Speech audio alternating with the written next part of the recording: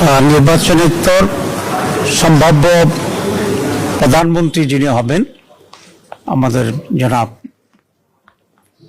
তারেক সাহেব, উনি আজকে প্রধান বিরোধী দলের যিনি প্রধান হবেন জামাত ইসলামীর আমির ডক্টর শফিকুর রহমান, তার সাথে সৌজন্য সাক্ষাৎ করতে আসছেন, একটা কার্টেসি ভিজিট করতে আসছেন। এটাকে আমরা ওয়েলকাম করি। আমি মনে করি এই ধরনের নিউ কালচার নিজেদের ভিতরে থাকাটা এটা একটা গুণগত পরিবর্তন। It's a good beginning. অত্যন্ত সাহায্যপূর্ণ পরিবেশে আলোচনা হয়েছে। আমরা দীর্ঘদিন বিএনপি এবং জামাত ইসলামী একসাথে স্বৈরাচার বিরুদ্ধে আন্দোলন করেছি, সংগ্রাম করেছি, গঠনে আমরা সরকারের অংশগ্রহণ ছিলাম।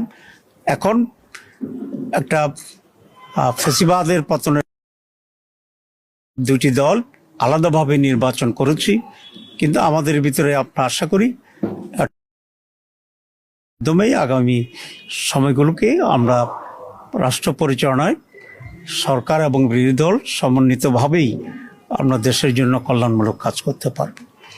আমরা এই ব্যাপারে একমত হয়েছি যে সকলে মিলে একসাথেই একটা কনস্ট্রাকটিভ ফিউচার আমরা গ্রহণ করতে পারবো, একটি নতুন বাংলাদেশ আমরা গঠন করতে পারবো। মৌলিকভাবে আমরা এই আলোচনা এবং নিজেদের ভিতরে মৌলিক কোনো ঝামেলা হলে আলোচনার ভিত্তিতে যাতে একটা পজিটিভ একটা সমাধান আসতে পারে সেই সব বিষয়ে আমরা আলোচনা করেছি।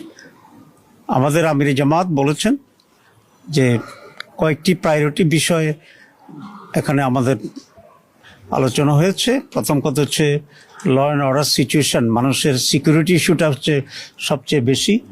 এই বিষয়ে যেন সরকার অত্যন্ত গুরুত্ব দিয়ে কাজ করে। এরপরে ইকোনমির ব্যাপারে আমরা কথা বলেছি এবং বিশেষ করে জনগণের যে মৌলিক যে প্রয়োজনগুলো আছে, খাদ্য, বাসস্থান, এডুকেশন, এসব বিবেকেও অগ্রাধিকার পদ্ধতিতে যেন সরকার কাজে করে সে ব্যাপারে আমরা দৃষ্টি আকর্ষণ করেছি। It's a beginning. আমি মনে করি যে একটা মৌলিক কোয়ালিটেটিভ চেঞ্জ যাতে আমরা এদেশে পেতে পারি সে বিষয়েও আমরা দৃষ্টি আকর্ষণ করেছি। পজিটিভ যে কোনো বিষয় আছে আমরা বলেছি আমরা কোঅপারেট করব এবং জনগণের স্বার্থের বিরুদ্ধে এবং জনগণের কোনো কল্যাণের বিপরীতে যদি সেরকম কোনো ভূমিকা থাকে আমরা অবশ্যই সে ব্যাপারে আমরা প্রতিবাদ এবং ভূমিকা নেওয়ার জন্য আমরা প্রস্তুত আছি। এতটুকুই কথা হয়েছে আজকে। সবাইকে ধন্যবাদ। এটা হচ্ছে যে গত 16 বছরে এই সৌহার্দ্যপূর্ণ পরিবেশটা ছিল না। সরকার এবং বিরোধী দলের মধ্যে এক ধরনের শত্রুতাপূর্ণ সম্পর্ক ছিল। নির্বাচনের পরে আমরা দেখেছিলাম যে আপনারা অভিযোগ করছিলেন যে বিভিন্ন জায়গায় হামলা হচ্ছে, ইয়ে হচ্ছে। এর মধ্যে আজকে ভাবি প্রধানমন্ত্রী ভাবি বিরোধী দলের নেতার সাথে দেখা যায়। এটা বাংলাদেশের রাজনীতিতে কতটুকু ইতিবাচক প্রভাব বয়ে নিয়ে আসবে? এক তৃণমূল কোনো বার্তা যাচ্ছে কিনা যেসব জায়গায় ঝামেলা হচ্ছে এগুলো বন্ধ হবে? বিভিন্ন জায়গায় কিছু অঘটন ঘটেছে, কিছু ধর্ষণের ঘটনা ঘটছে, হামলার ঘটনা ঘটছে। আমরা এগুলো দৃষ্টি আকর্ষণ করেছি।